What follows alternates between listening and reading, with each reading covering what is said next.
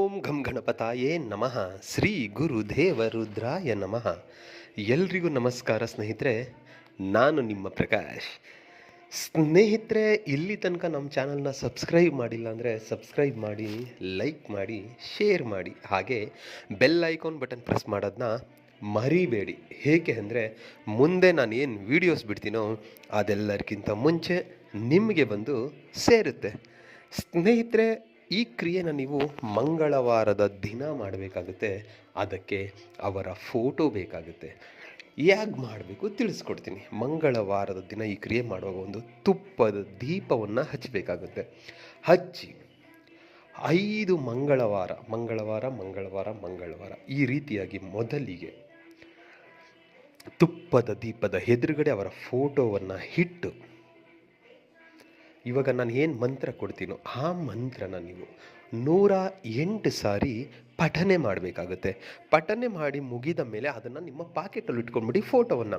ಮತ್ತೆ ಮುಂದಿನ ಮಂಗಳವಾರ ಅದೇ ರೀತಿಯಾಗಿ 5 ಮಂಗಳವಾರ ನೀವು ಪಠನೆ ಮಾಡಿ ಮುಗಿದ ಮೇಲೆ,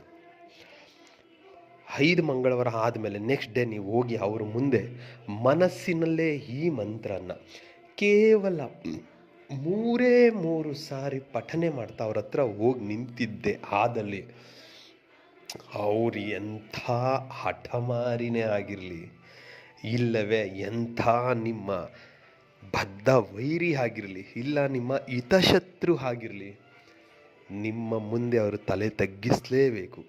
ಅಂದರೆ ನಿಮಗೆ ಅವರು ವಶೀಭೂತರಾಗಲೇಬೇಕು ಅಂತ ಪವರ್ಫುಲ್ ಮಂತ್ರ ಇದೆ. ಆದರೆ ಈ ಕ್ರಿಯೆ ಮಾಡುವಾಗ ತುಪ್ಪದ ದೀಪ ಕಂಪಲ್ಸರಿ ಇರಬೇಕು. 1. 2ನೇದು ದಿಕ್ಕು ಬಂದು ಉತ್ತರ ದಿಕ್ಕು. ಮಂಗಳವಾರ ಸಮಯ ರಾತ್ರಿ 9ರಿಂದ 12ರ ಒಳಗಡೆ.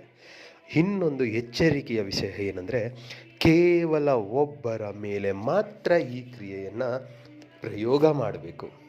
ಇದಕ್ಕೆ ಮಂತ್ರ ಹೀಗಿದೆ: ಓಂ ನಮೋ ನಾರಾಯಣಾಯ ಸರ್ವಲೋಕನೆ ಮಂ ಹಮ್ಮುಖಿ ಆಕರ್ಷಣ ಕುರು ಕುರು ಸ್ವಾಹ. ಮಂತ್ರ ಇನ್ನೊಮ್ಮೆ ಹೇಳ್ತೀನಿ ನೋಡಿ ಸ್ನೇಹಿತರೆ. ಓಂ ನಮೋ ನಾರಾಯಣಾಯ ಸರ್ವಲೋಕನೆ ಮಂ ಹಮ್ಮುಖಿ ಆಕರ್ಷಣ ಕುರು ಕುರು ಸ್ವಾಹ. ಅಮ್ಮುಖಿ ಅನ್ನೋ ಜಾಗದಲ್ಲಿ ಅವರ ಹೆಸರನ್ನು ಸೇರಿಸಿಕೊಳ್ತಾ ಈ ಮಂತ್ರ ಪಠನೆ ಏನಾದರೂ ನೀವು ಮಾಡಿದ್ದೆ ಆದಲ್ಲಿ ಖಂಡಿತ ನಿಮಗೆ ರಿಸಲ್ಟ್ ಸಿಕ್ಕೇ ಸಿಗುತ್ತೆ. ಎಲ್ಲರಿಗೂ ಮಂಗಳವಾಗಲಿ. ಈ ಕ್ರಿಯೆನ